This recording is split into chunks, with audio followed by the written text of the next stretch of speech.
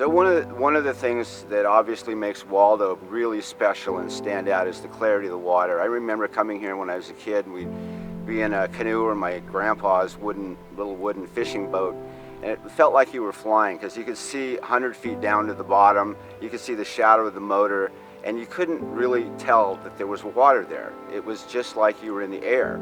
And canoeing and kayaking enthusiasts still have that experience here. It's still as clear today as it was then. We want to make sure we keep it that way. It's the clarity of the water, the pristine lake, the lack of development around, and the old growth forests that are everywhere. So we started a campaign to make sure it stays the way it is, because it's pretty good right now, but there's no guarantee that 50 to 100 years from now it will stay that way.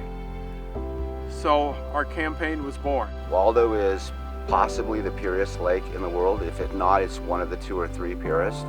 Just unusual. It's the second biggest lake in the state and the only large lake, maybe in the western U.S., maybe in the entire U.S., that doesn't have some kind of development in the form of a commercial development like a lodge.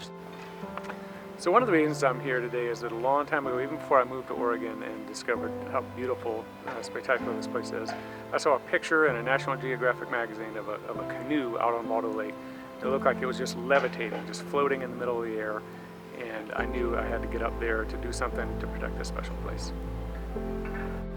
Well, I think one of the things that makes this Waldo area unique is the prevalence of mountain hemlock. A lot of the forest here has mountain hemlock, and ironically, that particular species isn't great for lumber and causes a lot of problems when you try to cut it. The wood can be sort of weavy and textured, and there's other issues with it which made it less attractive commercially. So that's one of the things that leaves us with this wonderful place today.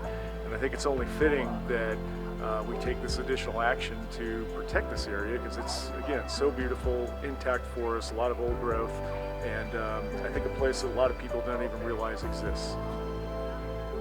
Less than 2% of our public lands are considered wilderness, and if you think about all of the rest of the 98% of the public lands we have, those that are available for logging and mining and oil and gas development, the places that are most special to us, we want to have some level of protection around those places. So designating wilderness here or in other places, if everyone agrees that that's an important ecological habitat, it's important socially, it's important for recreation, then we need to think about how we can work together to protect those places in perpetuity, which is what wilderness designation does.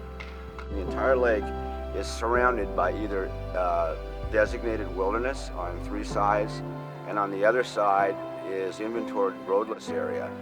So our campaign is turning that inventoried roadless area into permanently protected land, and we have a really interesting opportunity here because we can do it without taking away anybody's current access. The ATV people can still have the access that they currently have. Mountain bikers are not restricted. We're adding a little bit of wilderness in places that we've had agreement with the mountain bikers on, and that's another interesting part of this program. We've come at it from a collaborative standpoint in that we've got the local community on board, we've got mountain biking organizations on board, clear up to the national organization, and the Sierra Club's also, of course, on board. We're doing this in a way that really doesn't threaten people. We want to kind of keep the beauty of and the quality of the experience of the place the same for future generations.